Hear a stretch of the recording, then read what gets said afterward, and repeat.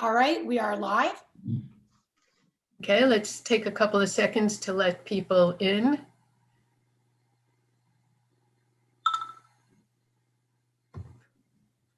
Okay, welcome everyone. Welcome, thank you for joining us this evening. This is the second in a group of open public comment meetings with our stakeholders, residents who live near the areas that we are talking about for redevelopment downtown. I want to announce now that this is being recorded. So if anyone comes up to ask a question, I just want you to be aware of that. Redevelopment has been a top priority for my administration since I've been mayor.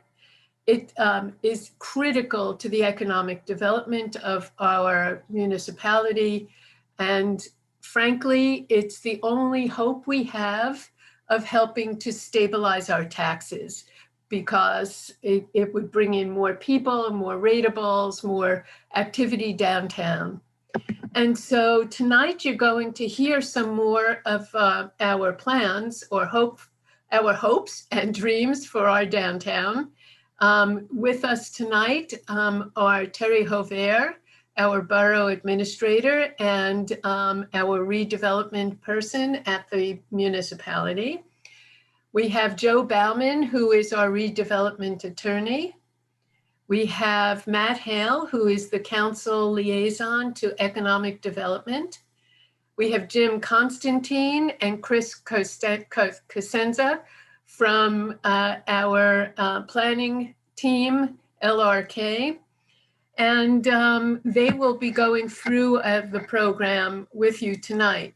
I want you to know that what we will be looking at is downtown development that is geared to the needs of two of our largest and fastest growing age demographics, our baby boomers and the millennials.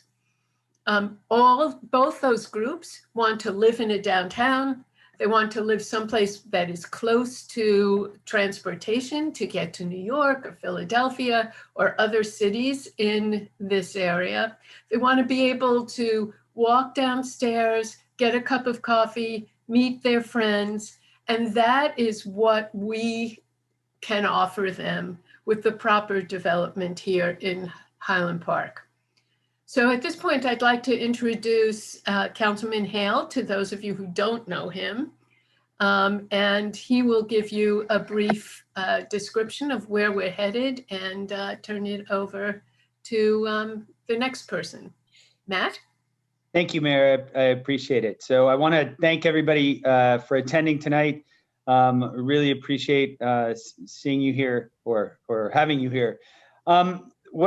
What I want to do is just spend a little bit of time sort of kind of going a big picture framework of what the mayor and the council have asked of the professional staff in this process. What we've sort of the guidelines and the frameworks that are central to how we are moving forward with this redevelopment. And so there's a number of different points, and I'll go through them. The first thing that we wanted to make sure is that all of the development that we are proposing, or all the plans that are out there, are very consistent with the master plan.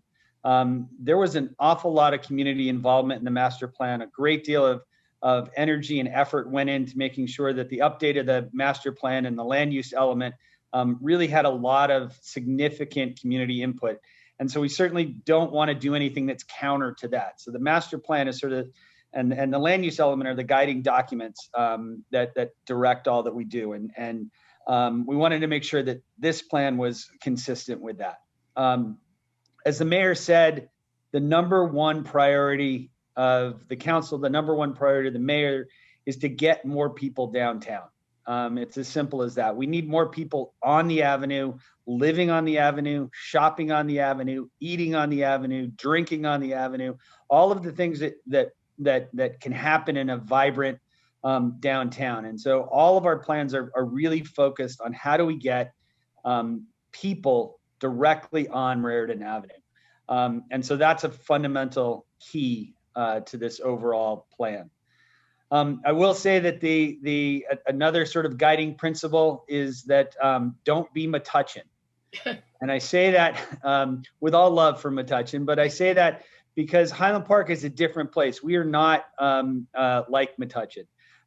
We have a character and I think an important quality of, you can call it quirkiness, you can call it independence, you can call it different voice, you can call it diversity, all of those types of things. But however we end up designing, whatever we end up designing, we think has to reflect the character of Highland Park. And that's a fundamental aspect of what we're going for with this plan is to be Highland Park and celebrate being Highland Park. Another, I think, important aspect, a guiding principle from the council is that affordable housing is not optional, that we will meet and exceed our affordable housing obligations moving forward. We have no intention whatsoever of doing anything that's going to sort of shirk those responsibilities because it's the right thing to do. The mix of housing downtown, the density of housing downtown, of both affordable and market rate, I think is fundamental. Again, that's a value of Highland Park that we want to see reflected in this. So there's a lot of ways to meet affordable housing obligations, a lot of ways to exceed affordable housing obligations. And we are committed to making sure that that's a fundamental part of all of our plans. Next thing is that we really think that it is important to walk the walk. And what I mean by that is that a fundamental part of a walking town, a fundamental part of a vibrant downtown is a use of public space, and public space as a place where people can meet, a place where people can congregate and bring together. You're going to see plans tonight for a festival street that is a true public space in many respects. It's an exciting opportunity to use a street as a place of gathering and a permanent place of gathering. And I think that's a fundamental part of our goal here, is that there is that public space component to all of this various types of development. Along those lines, as a walking town, back in the master plan, one of the fundamental things that people said that they liked about Highland Park is that this is a walking town. We like walking, we like biking, and we want to make sure that walking and biking is a key component to all of these developments. And not just because it makes good environmental sense, not just because it is good it makes good business sense. That's a distinguished characteristic of Highland Park, that the walking, the biking, the environmental sensitivity, the sustainability, all of those things are important calling cards about why you want to be in Highland Park. And so we really want to make sure that throughout this whole development that we are walking that walk. And that's a fundamental part of what we're hoping to accomplish here. We can't get there, I think, to all of this without a willingness to be flexible, to be creative, and to try some new things.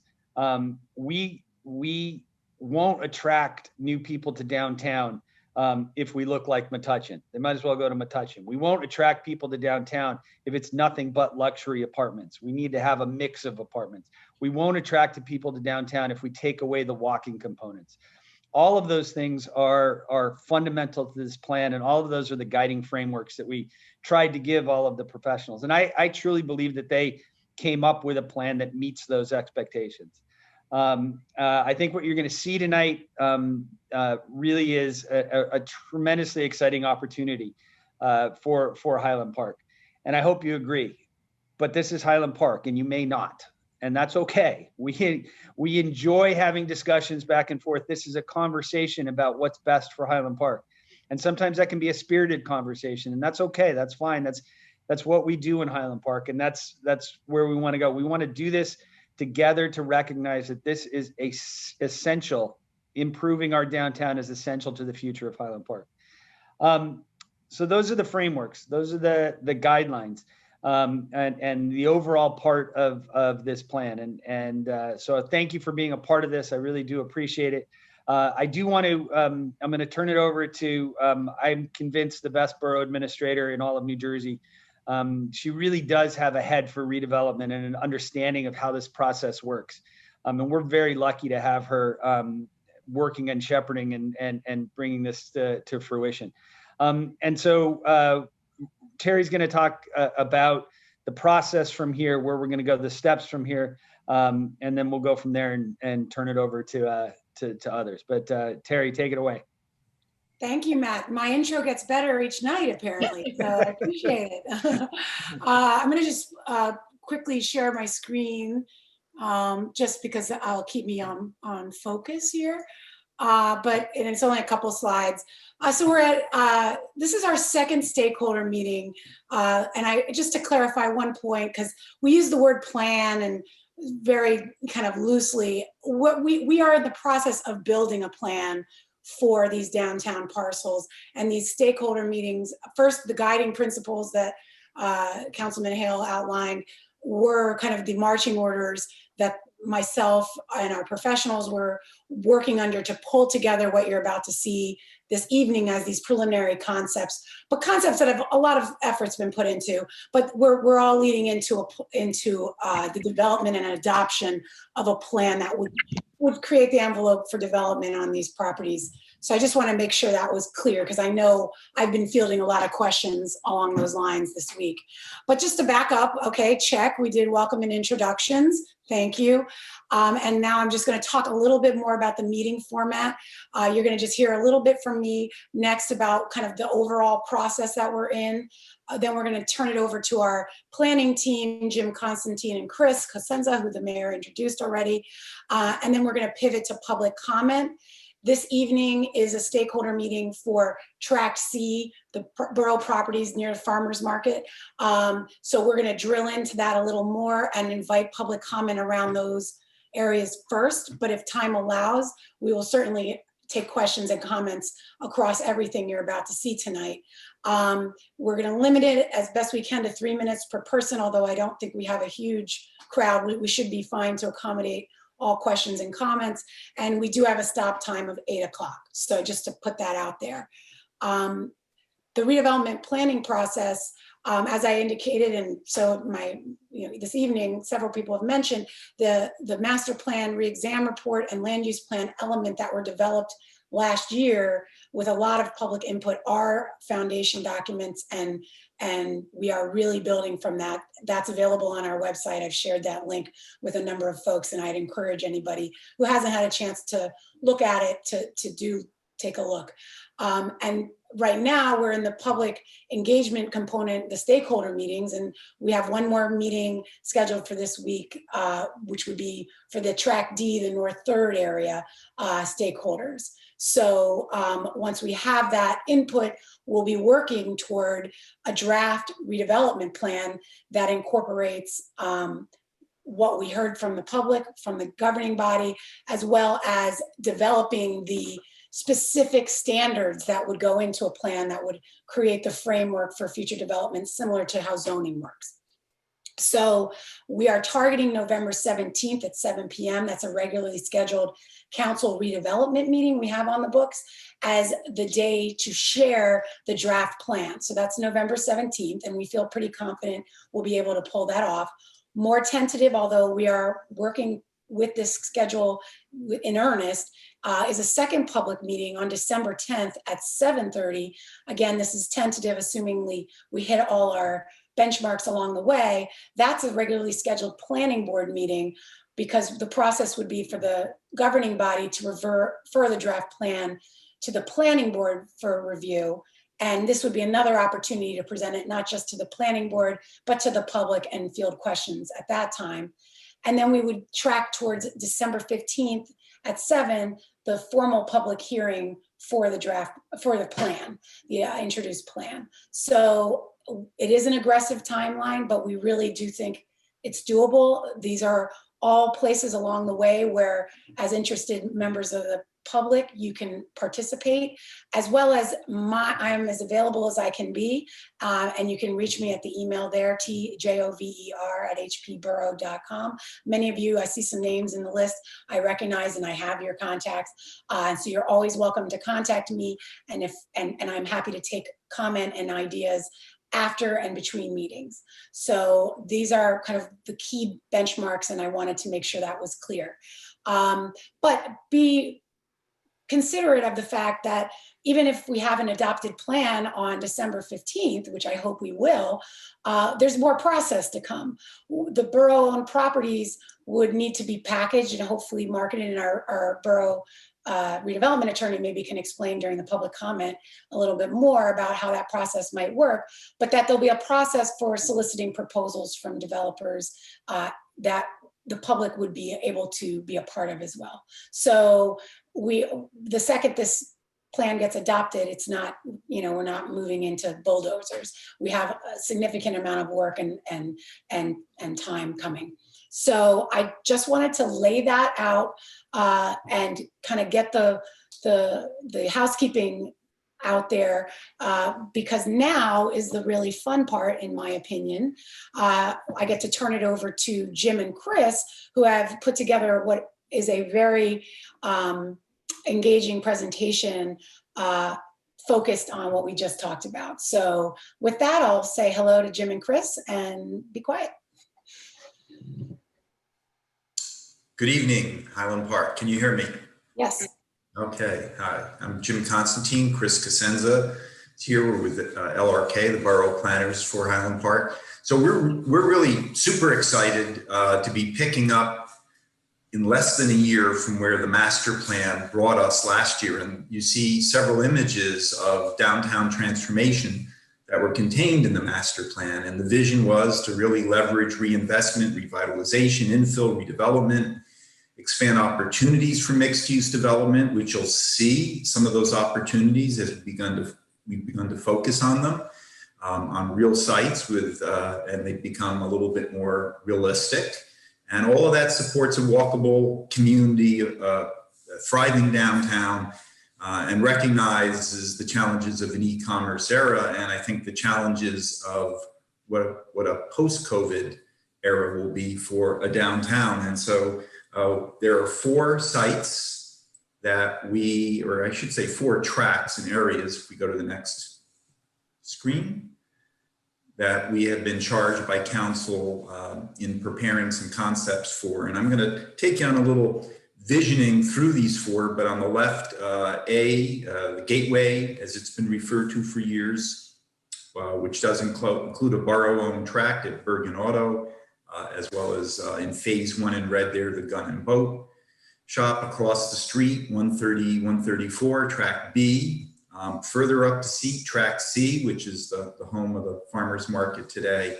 And then up at the intersection of North 3rd, Tract D. So with that, given that the vision is to also connect us to New Brunswick, I'd like to go to a bird's eye view looking up the avenue, coming up from the river, Tract A, B, C, D, and then drop down and sort of take a little stroll or bicycle ride, preferable to walking, coming up the avenue. On the left is Tract A, and this is a vision for what custom tailor infill development could look like, from the Cleaners site up to the other new building being built on the former International Market. And you'll notice here that we've envisioned masonry buildings with storefronts, although a limited and very carefully crafted limited amount of active ground floor area, because we don't want to create too much retail space that cannibalizes the existing restaurants and retails. So there's other active uses if this were to be a mixed use building or upper floor apartments. And you can see how it sort of tiers up at the ground level to a 3rd floor, and then sort of lightens up and then terraces back at the 5th floor, with, you can see some residents overlooking from a terrace a view of downtown New Brunswick. But more importantly, a building like this, as you're coming up the avenue, I think starts to create this sense of arriving at the center of Highland Park and provide something that New Brunswick can see here. And this building includes a sort of signage and a tower element with a slight spire on it that is all part of this set of visual cues coming into town. Now, across the street, we have Tract B, which is proposed right now for a similar scale building, although it's a much smaller site. And again, with that terrace stepping back, You can see a couple of bay windows projecting to the street, and that fills in between the Mersey Venezuelan restaurant and the Sunoco site up at the corner. So if we continue up the avenue now on our little stroll, we see in the distance Tract C, just beyond the bakery, where the Main Street office is and the site of the farmers market today. That tract is envisioned for, again, some of the density that we are proposing on a borough-owned tract. So this is under our control. This is sort of a two-winged, classic, almost a little bit more evocative of a pre-war Midtown apartment building with a ground floor lobby on the far wing, a small commercial space next to the bakery. We think there can be some hub and synergy, but it's important to remember this is a block that has no retail space. And we're going to come back and talk about this in more detail. Again, you can see there's a rooftop terrace, views to and from New Brunswick from this site. And that's really one of the feature sites, or the feature site we're talking about tonight, Tract C. So we're going to come back in more detail on that. And Tract D, which really brings us to a place that we're focusing a bit on thinking about a main, is at the corner of North 3rd. First, you just saw Provident Bank in that photograph. That and the 3 buildings next to it, which you see shown here in the plan, and the parking behind them would remain as is. They are not part of the Tract D area, although there are 9 parking spaces behind Provident that would be folded into the sort of consolidated parking solution that we'll look at shortly. So go to the next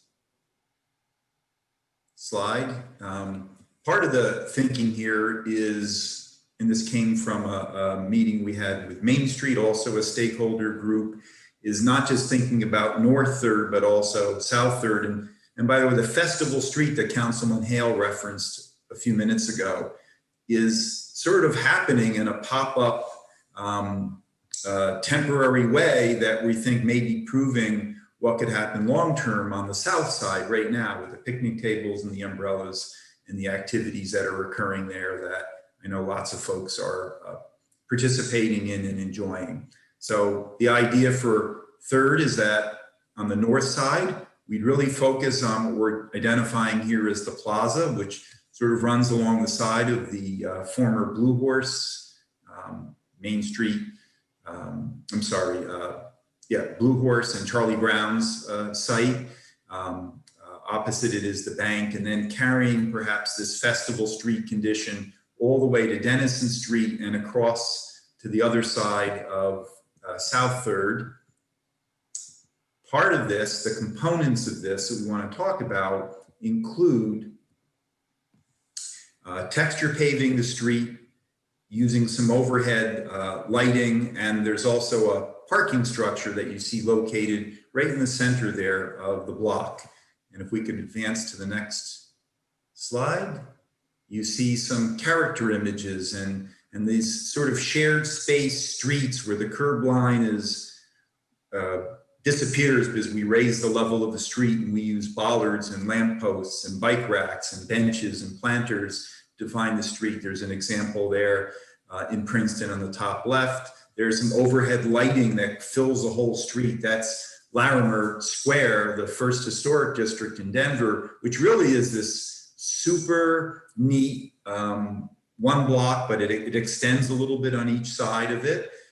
Special Street in Denver, by the way, it's exactly the same width as the 3rd Street right-of-way, 75 feet in width. And then there was a mixed-use parking garage that was the bottom image there. So the idea is the Festival Street could accommodate flexible programming. One is you'll see it can be normal traffic with limited parking. Of course, there's some level of public parking in the proposed parking structure.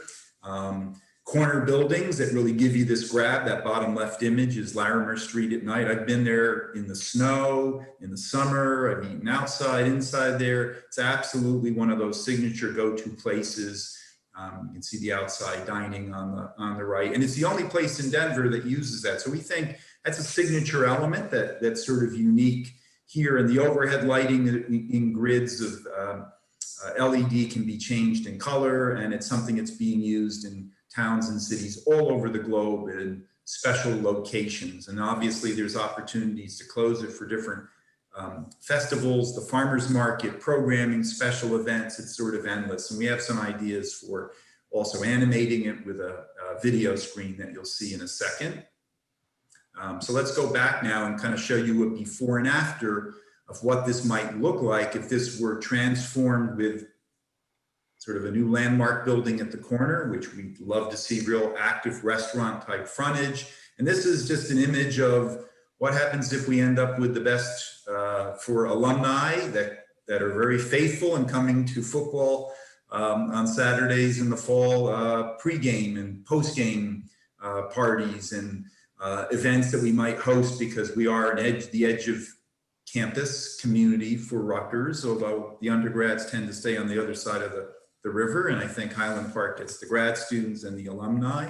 And is that a model to potentially activate it? You see the parking structure in the rear with some banners to color it. You see another infill building off to the right in the distance where the Bridge restaurant is located today. Again, we mentioned Provident Bank remains here, and there's that potential taking the blank wall of the bank and then actually putting some sort of a video screen, which could also be used for movies and all sorts of animation to this space.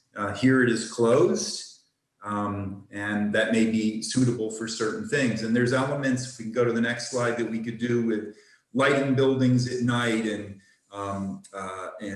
you know, performances and things of that nature that could work with it. By the way, the top image is a mixed-use community that our firm worked on and is still working on successive phases, called Eddy Street Commons. It's at the edge of the Notre Dame campus. This is game day in South Bend.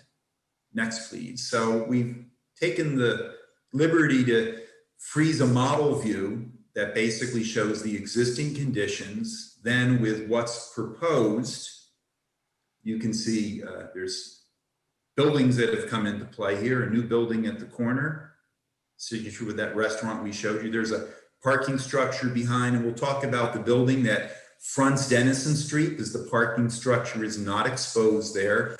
And here you see the kind of a banner that's a gateway, some posts holding the light grid up above the plaza portion of the street, texture paving, the curb becomes equal, the sidewalk and the street are one. We actually have been working with the borough engineer on running some invert drainage down the center of the street. We think we can actually improve some of the ponding that occurs as stormwater comes down Raritan Avenue today.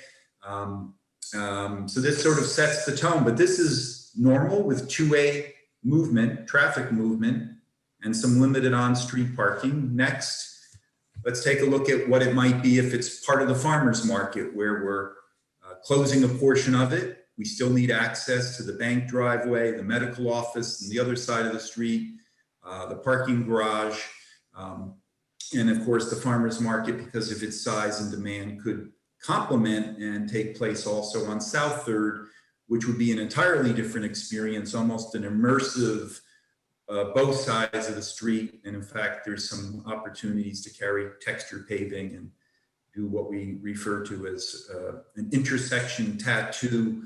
And you could even carry the lighting grid out across the intersection of the avenue. Next, please, is sort of a view there of some other sort of event. Maybe it's the game day party or something that's using the screen, or a live band, food truck. So there's lots of flexibility with this as a public space. And I'll also tell you that the shared space concept of flexible festival streets that can act as normal street, hold a small level event, or as I say, be closed and have a high tide event that expands it beyond a single block, is something that's happening in increasing amounts in towns and cities, not just in North America and the US, but across the globe. And it's terrific because there is flexibility with it. So let's go in and talk about the development components a little bit here. We showed you a view from the avenue looking down, and now if we go and I mentioned that there would be 2 new buildings on the avenue that kind of flank both sides of this, and perhaps something happening in the future between the bank and the other out parcels that we haven't touched. If we go to the Denison Street side, we can see what's there today. And I think I want to stop here for a second because the view from the neighborhood, a very nice neighborhood as you proceed up into the north side, as you're approaching the downtown, is a large, harsh, unscreened parking lot. And so if we go forward one, what we've proposed is to line the edge of the multi-level parking structure with a building that somewhat complements the office across the street. That might be a work-live flex unit on the ground floor, some apartments above. That's kind of a bookend at this end of Denison Street. And if we go up to the other end of Denison and look back, this shows what we would be seeing from Denison. Basically, residential scale buildings that very much fit the character of the street and shield the street from the multi-level parking structure. So we're really achieving functional goals, aesthetic goals. We're improving existing conditions and creating greater value for the neighboring residents, we believe, with this sort of an approach, all of which is really prescribed and called for, that a keener approach to transition uses in the master plan. And actually all of these strategies, the shared parking in a single location, and kind of custom tailoring the infill to the unique characteristics of each site, all of these things are called for in the master plan. So now we want to return to Tract C, which we looked at previously, and we're just going to zoom in on it and talk a little bit more detail about what's proposed there, because that's the focus tonight. So as I mentioned before, there would be a small storefront next to the bakery on that wing that's closest to the existing brick building. The far side would be lobby, and in between is a courtyard. We'll show you a little bit more about that. Some terraces up above on that 4th level, looking down. So there's the existing condition. If we look at the plan of the site today, and that's all borough property, by the way. So we're doing all this really for the public. You're the property owner, and to some degree, the land developer is the borough. You can see how we've also broken the building into various components. It's a challenging site because of the way it steps around the Reformed Church and back toward Magnolia. And we've left a little bit of short-term parking with access from Magnolia.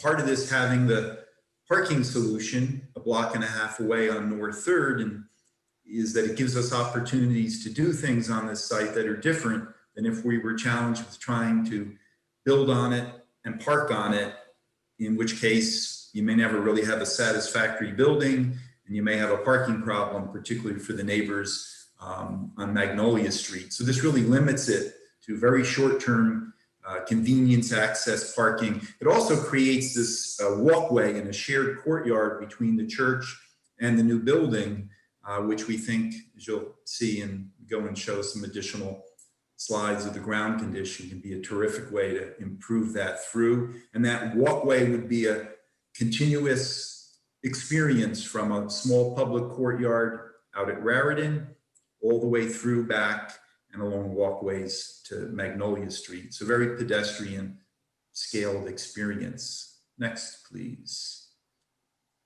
And there's where that walkway would basically expand what you're seeing in the upper left in front of the Reformed Church and its associated buildings and uses. And that parking would actually be eliminated there and just sort of pushed to the rear. The borough owns the back of the parking that you see in the bottom image behind the dentist's office.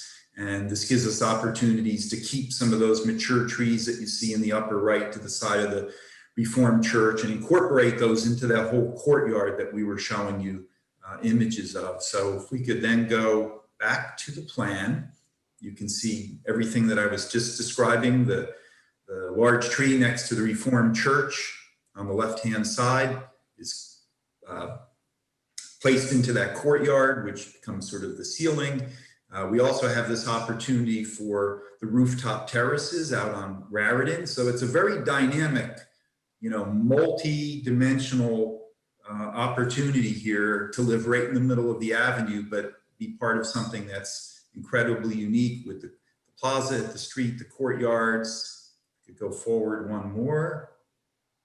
Balconies that would work nicely, looking down into the courtyard. So we think this can be an incredibly unique opportunity to live absolutely in the heart of town. But it's a challenging block, and one of the things that we spent some time talking about is really the fact that it's not one of the retail blocks. And so I think the prior vision here and the current the redevelopment plan adopted in 2005 was to really, drop retail along the street, upper floor apartments.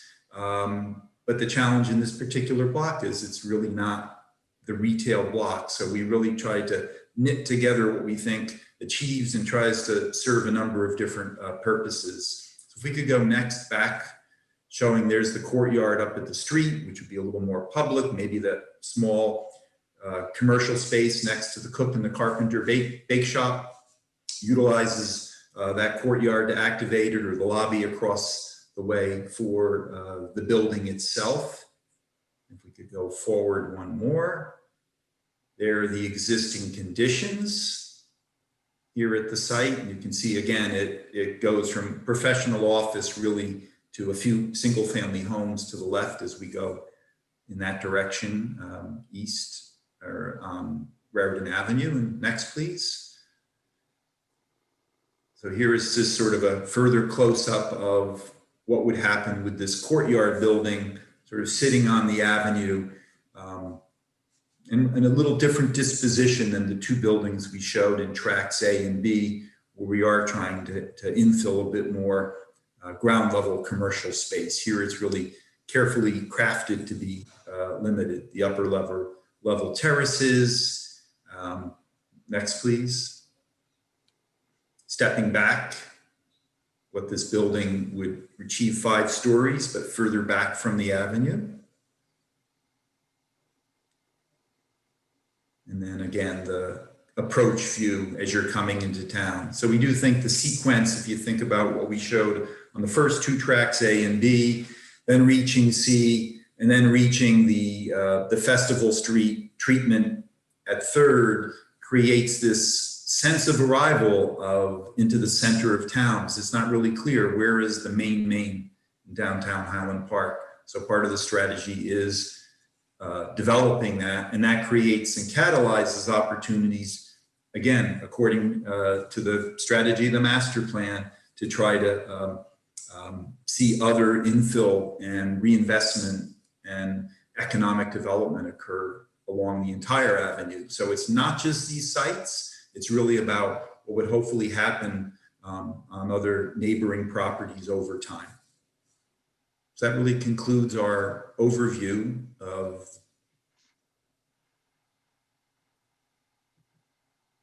Okay. Thank you. Okay, so we're going to enter into our question and answer and comment section now. I just want to remind everyone that this session is being taped. I'm going to use the same format that I use when we hold our council meetings, which means limiting each question to 3 minutes per question so that we can get to all the questions possible. And if you are interested in asking a question, please raise your hand by pressing *9 on your phone or the raise hand option on Zoom. I'm going to ask for questions to come first from this project that we're talking specifically about, well, not only about, but that we want to hone in on tonight, which is Tract CD, Tract C, I think it is called, right? Tract C, which is the one that is by the farmer's market. And so if you have a question or a comment about that particular site, I'd ask that you raise your hand, and I'm going to ask the borough administrator, Terry, to call on people, and she'll refer to you either by the last 4 digits of your phone number or your name. And we'll start the questioning now. Are there any raised hands? There are. And just as a reminder, please raise your hand for Tract C comments, questions, and then we will, once we get through those, open it up for more general comments. So just to be fair to the folks around the project. So first on the hand raised list is Pamela Neef. I have unmuted you. Please just state your name and your address if you don't mind. And you may have to unmute yourself as well.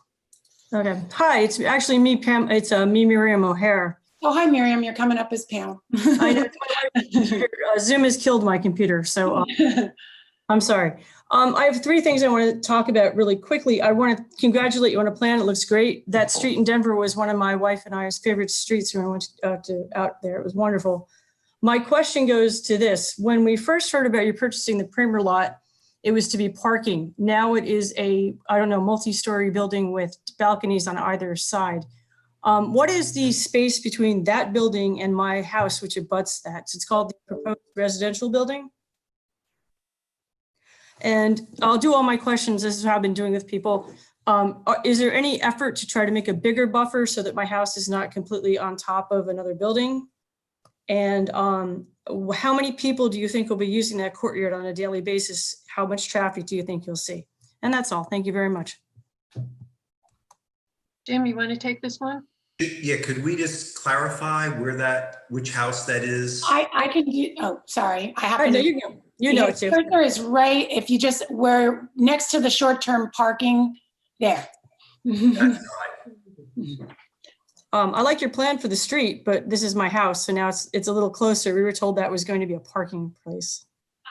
Just Miriam, to clarify, I'm sorry if that, we really didn't know what the use was going to be at the time of the acquisition, because we didn't have a plan. So I apologize if that was conveyed by Yeah, you. it was conveyed that, yeah, it was the whole story at the time. But my situation is this. If there's a way we can make it so that it's not right on top of my property line. Right now I have this beautiful tree canopy. And it's very beautiful in my backyard. If you came in, people really like it. In the summertime, you almost even know we're in Highland Park. That's going to be a stark change. And that also could affect my property value. So I'm kind of concerned about how that would work. Anybody? Okay, no, Jim's going to take it. Jim's gonna I just take wanted it. to jump in. Sure. Thank you.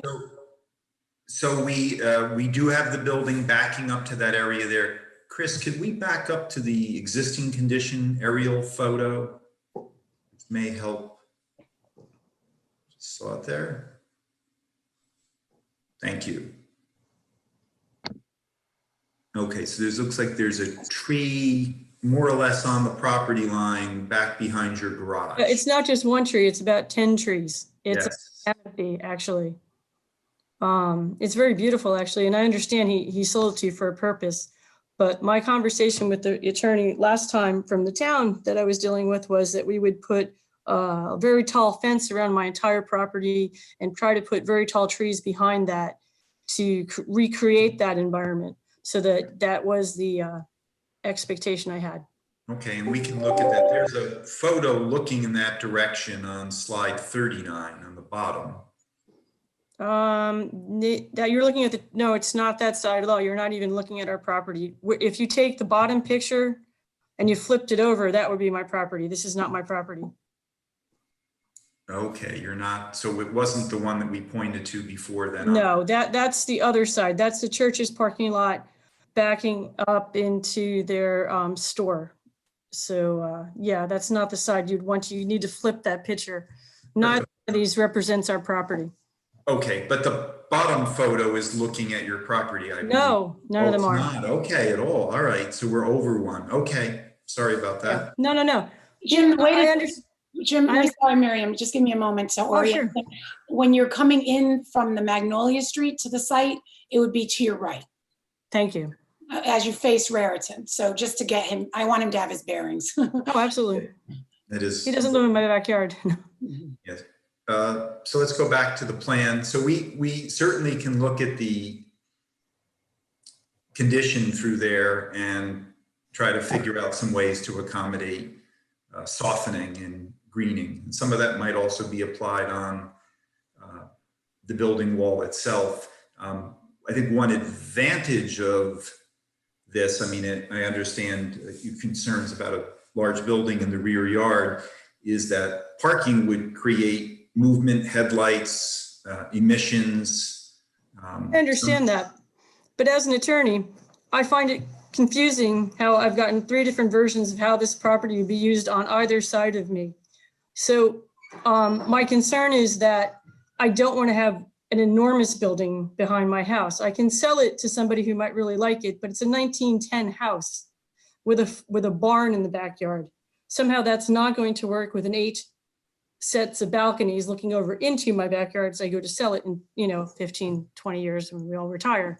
So I'm just concerned about that. And selling is one thing, but considering is another. And I think if we work together, we can find a solution. But I just want to let you know, this is a little bit different than what I was told we were talking about. But I'm willing to work with you, and I would hope you would work with me.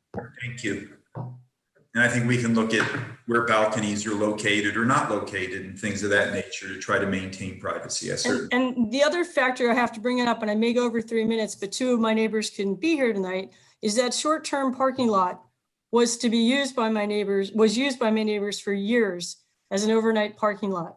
And I was wondering, as an accommodation for all this change that these poor souls around me are going to go through too, is can we make that an overnight resident parking lot? Because that's becoming a major issue here now with the number of people living at the church and in all their buildings that they have around the church. And that's fine, I don't mind, but maybe we can make an accommodation so that we can all work together to make this a better neighborhood.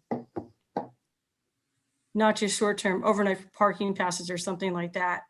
I believe I brought this up with the mayor when she came to our house, and I've mentioned it to Terry before, but that's the number 1 issue they have. And that would be a very nice gimme or whatever to the neighborhood to say, okay, here we're changing and we're helping you. Yeah. You So know, that's something for us to look at when we start putting the plans together here. but I really can't explain to you how much that means to the people here, how much I hear it all the time. And it's a simple fix. Yep. Thank you, Pam. Thank you. I'm Miriam. Pam, I'm using my wife. I'm sorry. I keep saying. I wrote your name down. I know, you know who I am, but I really want to say we're not against this in any way. We just want to make it work for everybody, and everybody includes us. Okay. That's all we can ask for. All right. Thank you. Thank you very much. Thanks, Miriam. You're welcome. All right. Let me just lower a hand. All right. Next up is Carl Prey. I have allowed you to talk. Please state your name just so we know who you are for sure. You need to unmute yourself as well. Hello, Yes. Mary Forsberg, not Carl Prey. Well, last night you fooled me. I thought it was you. I know. I tried to do it again, but what can I say? Okay. I am very curious about, well, first of all, I think that the scale of this is totally wrong for Highland Park.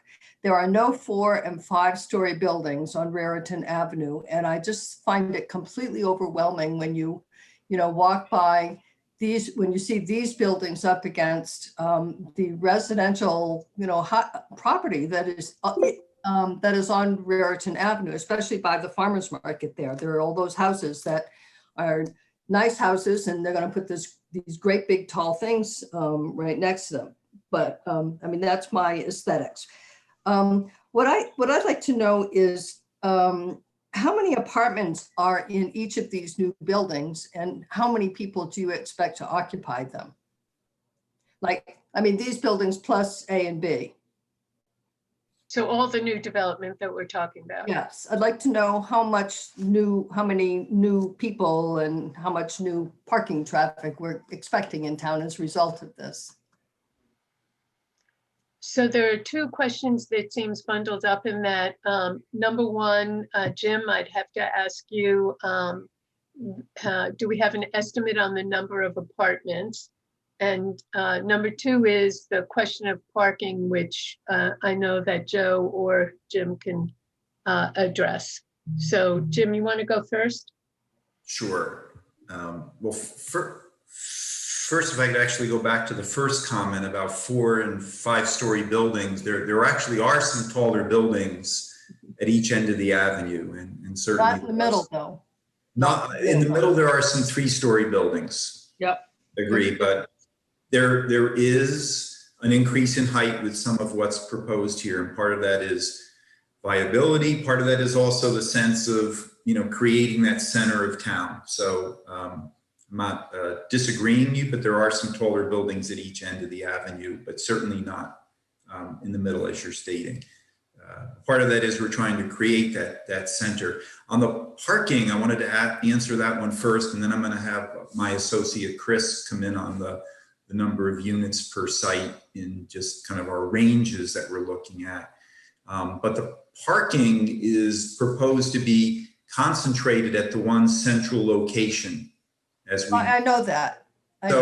So what that actually does is several things related to traffic, as you said, how many trips and things of that nature would be creating. One is by having some of these sites 2 blocks, block and a half a block from parking, it tends to, in terms of who it attracts from the market, tends to attract people that are less automobile oriented in their lifestyle. And I know that I've lived in a downtown where I had to walk 3 blocks to parking.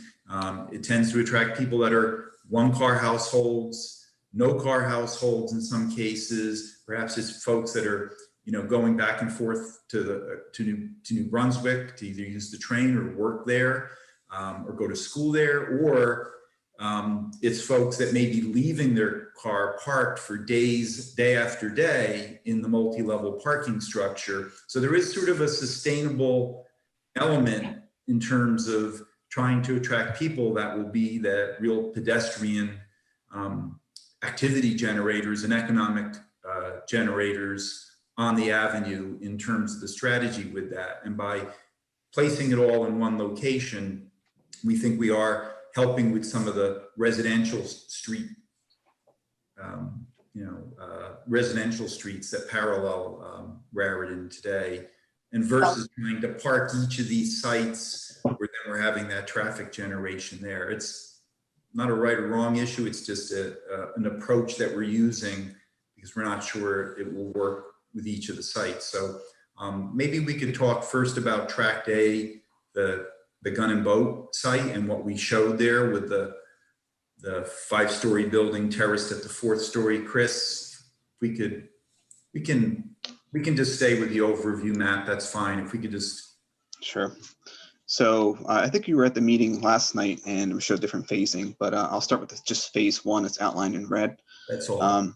So that building, we're looking at about 80 units in that building. And some small amount of ground floor commercial space across. Yeah, very, very limited. All apartment space. Everything you're building is an apartment, pretty much. A loft style, correct, downtown living. So across the street at Tract B. Yes, Tract B has about 39 units in that building. With a 4,000 square feet of ground floor commercial space, basically. Correct. Next to the Mersey restaurant. Tract C is it ranges between about 80 to 95 units. I think the scheme that we're showing with the 5th floor step back, that will be about 95 units. And is there housing, are you building apartments on Tract D? On Tract B as in boy? D. D. Yes, there will be a range of 80 to 90 units in that particular tract. And that includes all the buildings that we showed in that plan exhibit. So we're talking about a pretty significant amount of new apartments in town, but no single family homes or townhouses. Correct. I mean, I think a lot of people would be a lot more interested in townhouses or single family homes. Can I jump in for a second? Yes, please, Joe. Mayor, just on 2 points. One, I think we got to remember our sort of beginning premise, which people may disagree with, but the premise is that our goal is to put more people into the downtown to drive economic development. Right. and apartments, which could also be condos. We're not, how that plays out will depend on the actual builder. The only way to do that is sort of the apartments and or condo scheme, as opposed to townhouses or single family homes. That wouldn't really tip the balance in terms of putting more wallets into the downtown to frequent the businesses that are in the downtown to create a more vibrant downtown. So that's the first thing. The other thing that I think I want to make sure people continue to remind themselves is, I used the analogy of a piece of marble before. Right now, all we're really talking about is picking out the piece of marble. So when we say 85 units or 90 units or 75 units, that's a planner's estimate in a very early stage based upon a bulk and envelope, which is a height and coverage. And so what will actually happen there is a very long way off into the future. For now, we're just trying to define the envelope within which you can build and the blocks on which you can build and what you could build there.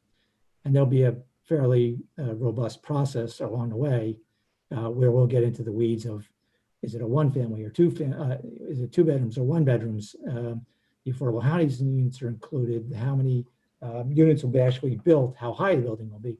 So this is really we're all now is picking out the marble, the size of the marble, and where it's going to be. We're not even getting to trying to sculpt the art that's going to come out of it. And I just want to keep everybody in line, because I hear people say you're building 85 units. I don't want people to think that there's any predetermined decision about any of that. We're just really, again, putting together the envelope of what can be built there, and and then from there, for example, in the farmers market, you would go out into the marketplace and get proposals from developers who would have maybe different ideas about what it could look like, or more creative ideas, or other ways to attack the goals of building a project that we can be proud of, and that will bring people into the downtown. So I just want to make sure that we're all understanding that this is really just the beginning of a process, and what actually gets built in these places will become clearer as we move through the process. That's all. Thank you, Joe. That was a good explanation. Mary, I see a number of other hands raised. Should we? Yeah, so let's move. So we can, Mary, if we have time at the end, if you want to Okay. come back. Hello, sorry there. All right, I've got a phone number, the last 4 digits, 4445. I've allowed you to speak. If you want to unmute yourself and introduce yourself, please. Hi, Lois Lebbing here, North 2nd Avenue. Hello. Okay. Hello, everyone. Tract C. Now, of course, the church has elderly members. Are there handicap parking spaces within 200 feet as required for those members? Hello? Sorry, I think Jim is muted. Give him a second. Okay. Thank you. Sorry. I can't see if anybody's still there. I was sorry. Yes, we're here. Yes. I was disconnected at 7 p.m., so I'm glad I'm back in. Okay. We envision that some of the short-term parking were actually not labeled, but we're actually showing what we believe would be some handicap spaces at the closest to the church and its associated uses, and closest to the courtyard entry into the multifamily. Okay, and if there are additional parking spaces required, I'm thinking of your maybe 80 units, they're going to request, and they're able to have more than just the 1 in 25 handicap parking spaces, but I guess that's down the line. Textured paving, although I think that was on South 3rd, is very, very painful if you're in a wheelchair, and it's dangerous for people with canes or walkers. Even the borough's lovely, it looks like a wide board plank in places on North 2nd and Raritan. The bounce is very painful, just to let you know, and you can try it out if you'd like. 4 or 5 stories there at Tract C.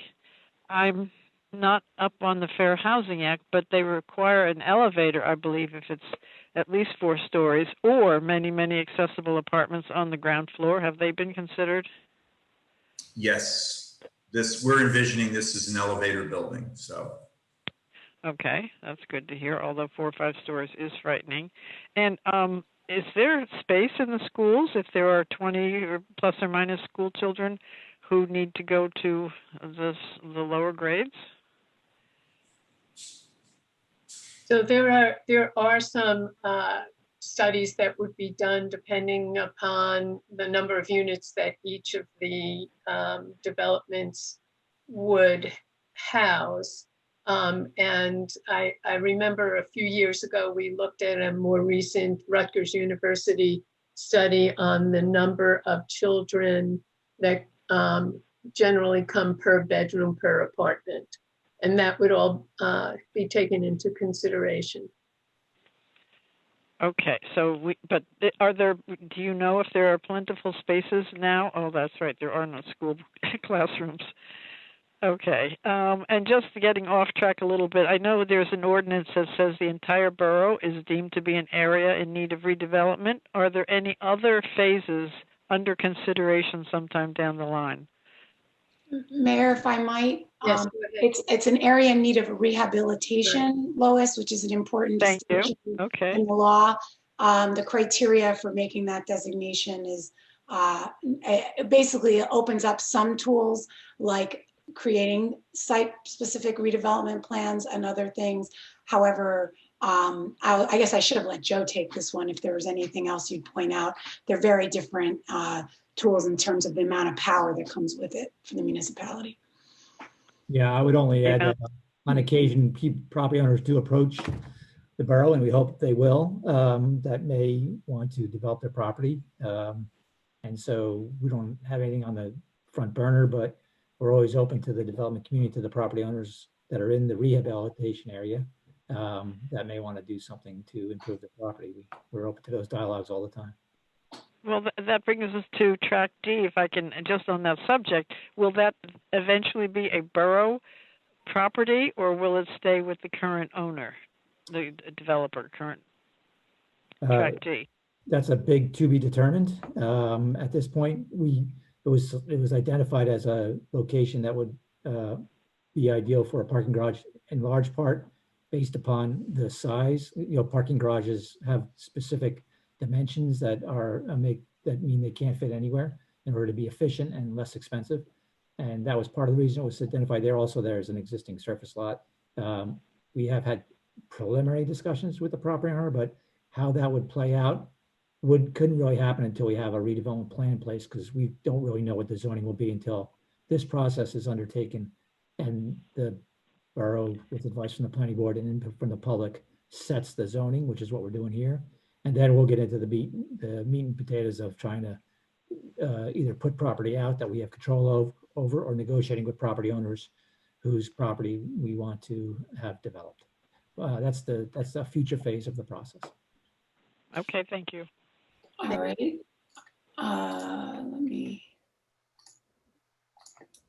All right, sorry, I've got too many little things. Looks like the next person I have is called Jonathan.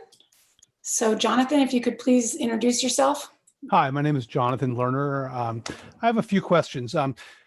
Jonathan, before you go further, can you just state your address for the record? Sure, I live at 228 Magnolia Street. Thank you. Okay, so you showed a view of these buildings facing from North and South Second, but you didn't show a full-on frontal of the courtyard and that image, that view of these of the buildings. Do you have one available?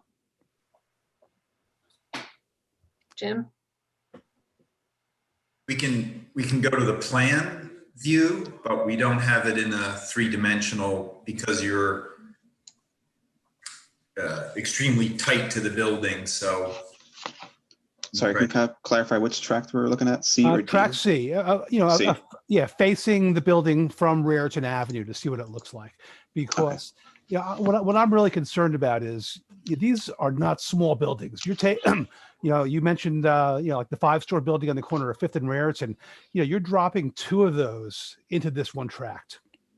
At least the size of two Ansonias in that little area, and you're driving a tremendous amount of traffic, 80 to 95 units potentially. You're with no traffic access through the avenue. So that's all going to be coming in, up and down Magnolia Street, in and out of that short-term parking lot. Where are people, I don't even see the access. Like if you have groceries and you want to unload your car and live in one of those two buildings, where are you going to have to park to unload your car? Are you going to drive, have to walk a block and a half, to park your car overnight?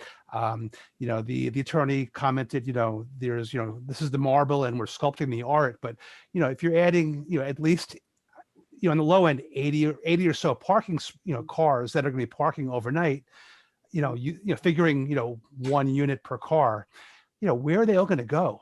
Magnolia Street is already a nightmare to park on. We have this short-term lot that Miriam spoke about, allowing the neighbors on that block access to parking there.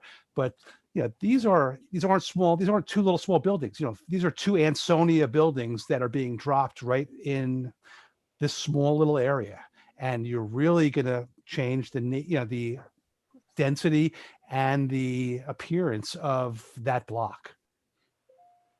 Let me just, Joe Bauman. First, my name's Joe. Feel free, Yes. everyone call me Joe. Okay. I'm happy to be the attorney, but I'm also Joe. And so I got to bring probably back to this point a lot. Our planner's illustration of what could happen here, it is way short of deciding how, for example, people will deliver the groceries. That kind of detail will come in the future when we've identified a developer. And our view for this lot in particular, let me walk people through that because I think it helps. We would put this, once we have a zoning in place, we would put this out into the marketplace in a competitive process, and we would ask developers to propose on purchasing the property and building something. And we would share with the community that process. We couldn't share all the negotiations, but we could involve the community for sure. And there'll be more hearings, and there'll be more, and there'll be actually resolutions and official actions.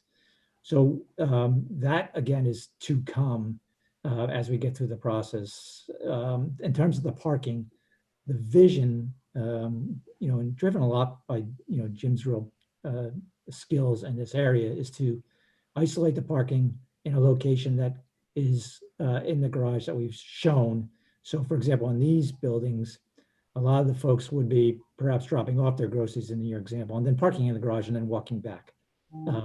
But if it's a parking spot is much closer on Magnolia Street, I'm going to park on Magnolia Street and walk half a block to my apartment, as opposed to a block and a half or 2 blocks away.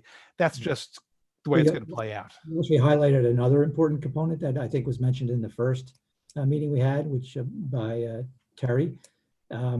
We're going to have to give thought about how we're going to handle parking.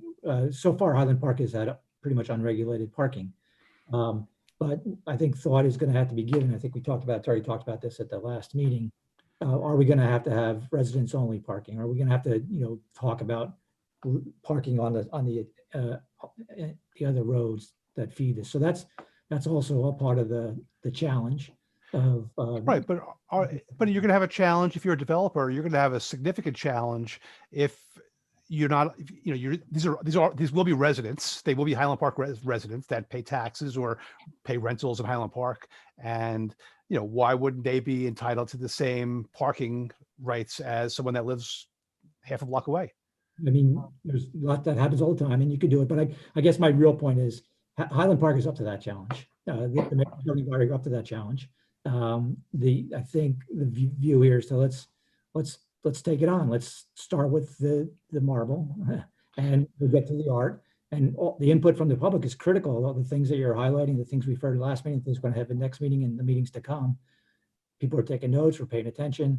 But I don't think Highland Park is not up to the challenge. We're up to that challenge. Well, we're not up to, parking is an issue right now. Will be without the addition of. Excuse me, Mayor. I just, in light of the fact that we have a number of hands raised, I think I don't mean to cut Jonathan off, but I'm concerned about time. Yeah. Thanks, Jonathan. And you can feel free to contact any of us at another time to continue the conversation. I am going to ask that you do that, Terry, so that we can keep to the 3 minutes as close as And possible. it's hard for me to regulate the time because there is a little back and forth. So I was trying to be fair Okay. to the residents who got where we were talking over them too. So, so I'm doing my best to be fair, but you know, I'm also mindful. I'm looking at 7:41, and I have Okay. 6 hands. Next one up is Brian Onken, and I have now unmuted you. You need to unmute yourself and make sure it's you. Tell us. Hello. Hello, Hi. is this me? It's you. Hi, Hi, Brian. this is excuse me. This is Brian Onken. I live at 112 South Fifth Avenue. I guess I really just have a comment more than a question, but I've been the proprietor of the Zero Gain outdoor movie theater for the past like 7 or 8 years. And it lives at the Tract C, right next to the farmer's market. And I think, you know, I'm kind of proud to say that I've been kind of a foot soldier in keeping Highland Park not Metuchen for all this time, and trying to really generate a location downtown that would draw people downtown, especially on like Saturday nights during the summer when foot traffic is really light on Riverton Avenue.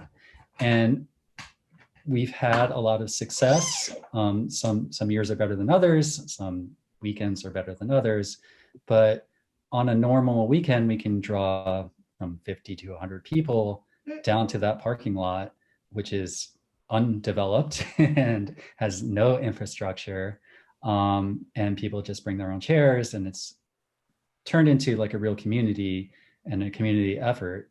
And it really importantly, it draws people from all over town, from every walk of life, people that, you know, I don't know who all these people are, but I really appreciate that they come down and that everybody seems to really enjoy it. So I guess that, so like the Lorax, I have to, I'm here to speak for the parking lot because it can't speak for itself. That I really worry that if this lot, which is in kind of in the heart of downtown, is a really central place that has a lot of potential to become a really great space. Like if it disappears and it looks like the substitute for it will be the Festival Street, you really lose the opportunity to create a permanent space which would really allow people to plant creative artistic seeds there to make what they will of it if that space were developed as not as a building or a structure of any sort really, but more like a plaza or a park with some infrastructure which would allow people to look at it and say, hey, you know, maybe we can hold a theater group here, or it's a place that we can go and congregate. And we see this already with the pavilion that Main Street built.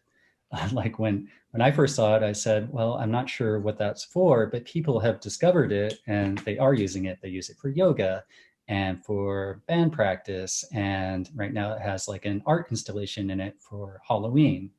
So I would really advocate for maybe not the entire lot being an open space, but really think hard on filling up that entire lot with building that would remove an open space in the heart of downtown that people could really use.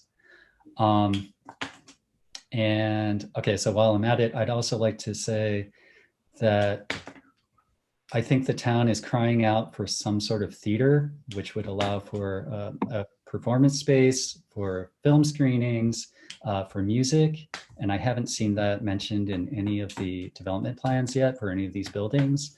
So if that is something, I'm not sure if that would ever be on the table, but yeah, I would advocate for that as well. And yeah, I think that's those are pretty much my comments.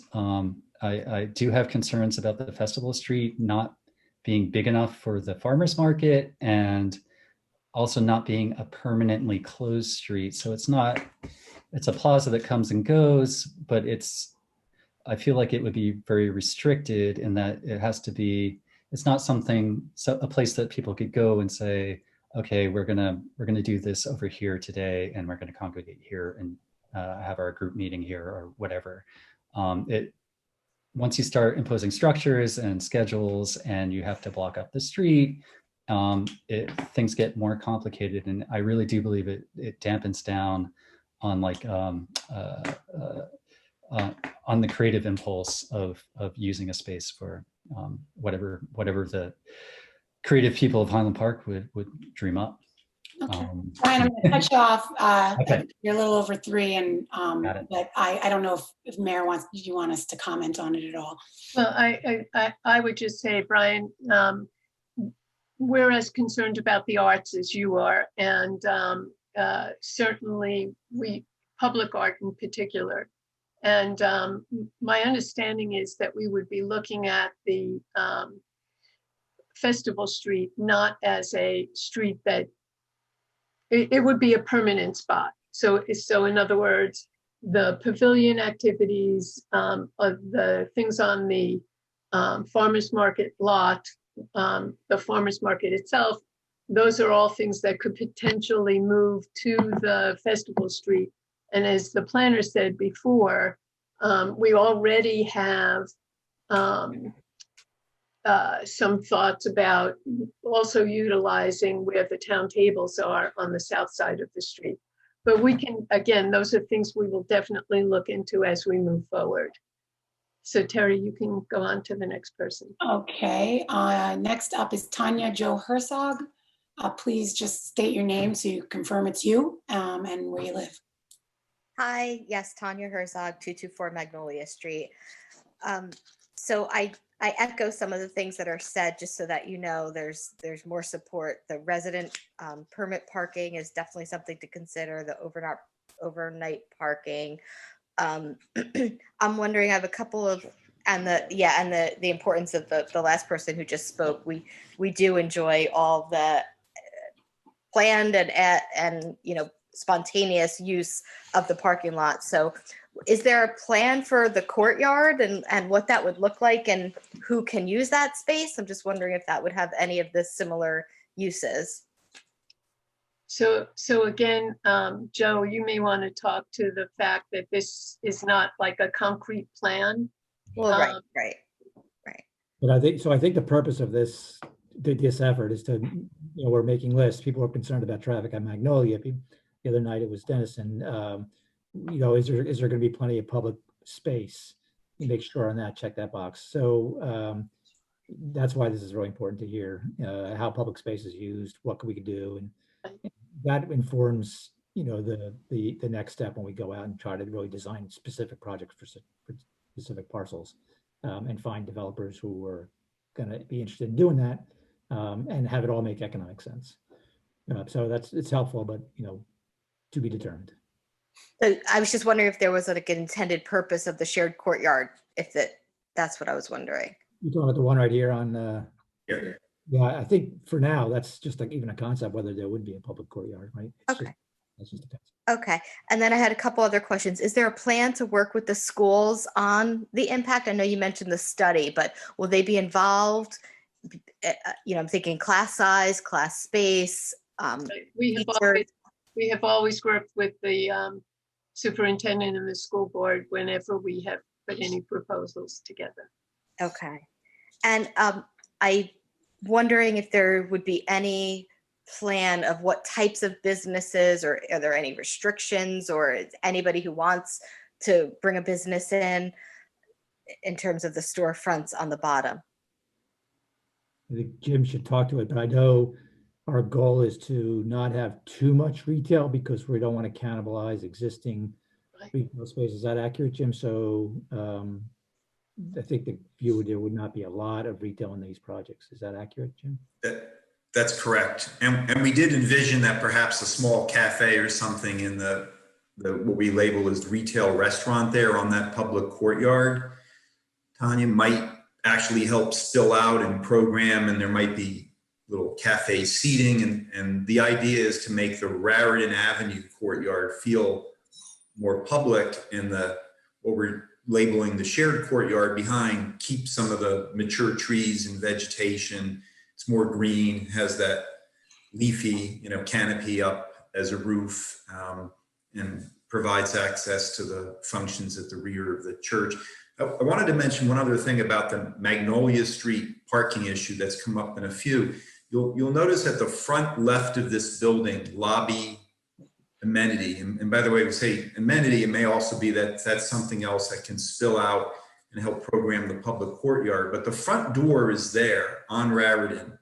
And the parking, the distance to the North 3rd intersection is the same distance as back to Magnolia. So I assume that Mr. Baumann will have restrictions here that, whoever lives here will have in the RFP, will have to have a restriction in their lease that they have to park there. They're not allowed to park on residential streets. It's a pretty common parking control mechanism. So the door, the access, perhaps there should be a short-term parking space on Raritan if it's felt that's needed for some loading. There also could be a handicap dedicated space there, as you see occurring in some downtowns, adding those in.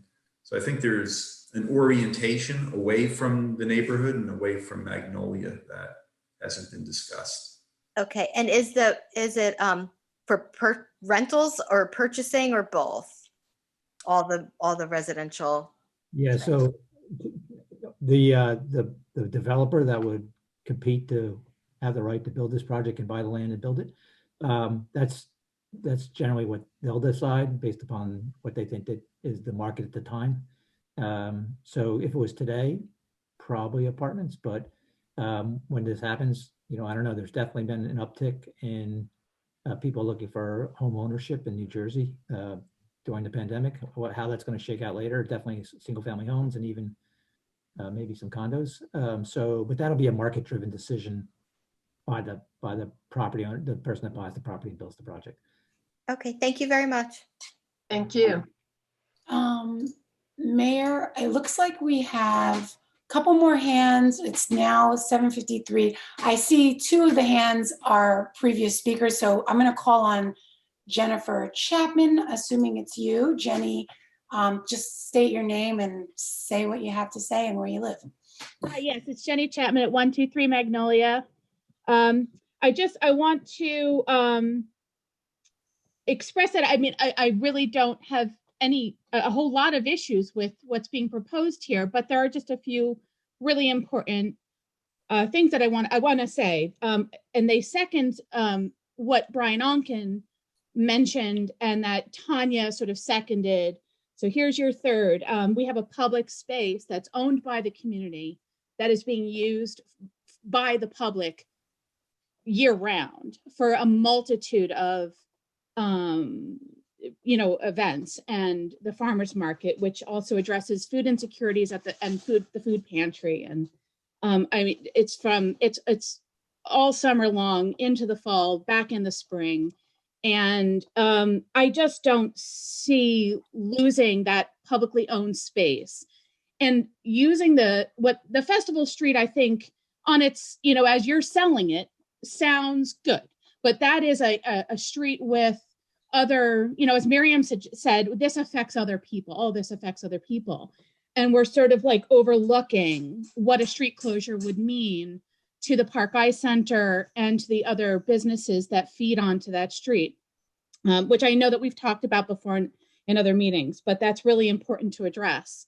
And that they should not be overlooked. And it kind of feels that's happening in this presentation. The other thing is that I'd like to mention is that the map shows, if you go back to the slide where this tract is that before tract, I guess. I just want to make sure that everyone is aware that the Highland Park Farmers Market is over the Main Street office building right now, which is owned by the borough. but the market takes up nearly the entire lot. And we turn down vendors every year, and we could only grow the farmers market. Looking at the festival street as proposed is just not going to be sufficient. And I get that you're trying to make solutions for that by expanding it to South Third, but I think that the solution is trying to fix something that isn't broken. And what isn't broken is the use, the public space that it's in right now. And all of those events that go on there, the outdoor movie theater, the farmers market, the musical events, the artistic events, the yoga classes, it goes on and on and on and on. And all of those events would have to be negotiated with landowners that feed onto Third every single time. And that doesn't end up, and planting day, storage and all that, it just doesn't seem feasible or good plan. It doesn't seem to have that in the plan, is what I'm saying. And I know that you want to consider all these aspects and that this is the beginning stage, but all of these things are really important. I'd like to stress that this is our space. It's our community space, and we own it, and we would like to keep it that way potentially. Thank you. Thanks, Jenny. So we have, Mayor, we have two more hands. There are folks that have spoken before. Would you like me to call on them? It's 7:57. Why don't we just keep, let's hear from these two other people, but let's keep them to 3 minutes, please, Terry. So we'll leave it, maybe they can, before I call on you both, it looks like it's Miriam and Mary. Maybe if you could just state your comments or all your questions together at the front, it makes it easier to time. All right, first up, I believe is Miriam, but it looks like Pamela Neef on my screen. Go ahead, you're unmuted. You need to unmute yourself as well. Yep. It's a really quick question. When do you anticipate putting the shovel in the ground? Well, my wife says that she's in construction, so work with me. I wouldn't even venture guess. I'll let the attorney. Thank you. A couple of years away. I mean, this is very early stages. Or a couple of Okay. Are you confident that there'll be a plan? 5 years, 2 5 years? years, 2 years. Yeah. Give me a. I like the two seems like a good one. 2 years. Okay, because we've been through this before. So, that's all. We and just it's a wanna long know. time. We just want an idea of a ballpark. Thank you. Sure. That's my question. Okay, the next person. Last up, the person who comes up as Carl Prey, who I suspect may be Mary Forsberg. You are now unmuted. Hi, it's Mary again.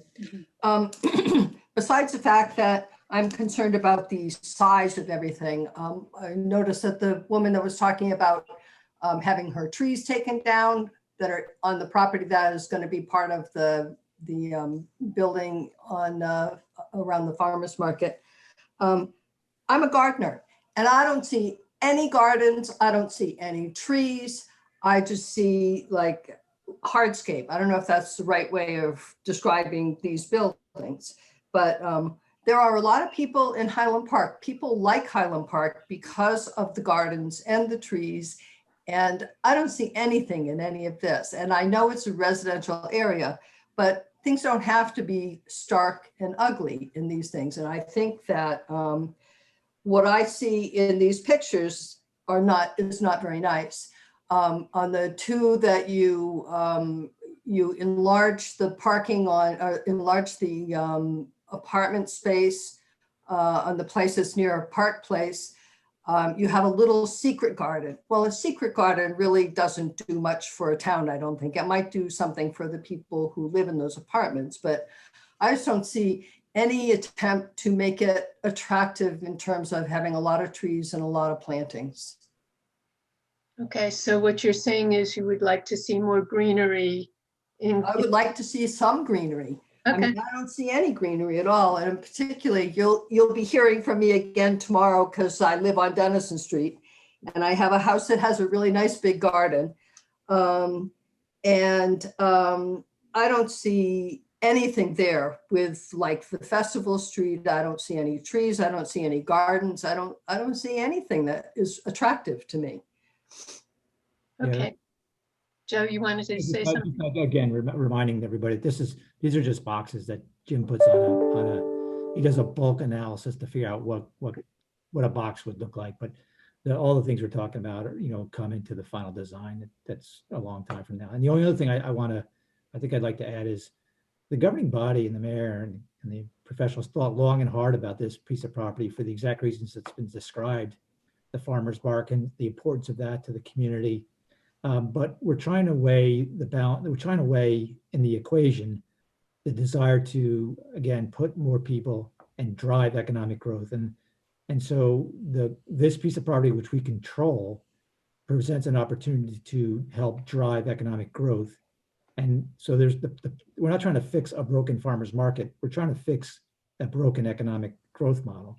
And this is the tool by which we do it, but we don't want to ignore the value of that farmer's market. So we're trying to repurpose some other place for it. But I just want to, I guess, point out that choosing this lot was not done without a lot of thought and care and concern for the things everyone just described, but it's an ideal lot to begin to drive the economic growth that we want for the downtown, and it's a balancing act. And so how do we do that? By using property we control, and then how do we recreate the farmer's market experience as best we can somewhere else? So we're going to try and achieve all those things, but we didn't pick this block because the farmer's market was broken. We picked it because the economic development model wasn't working, and we need to try and fix that, as the mayor described in her beginning remarks. That's all.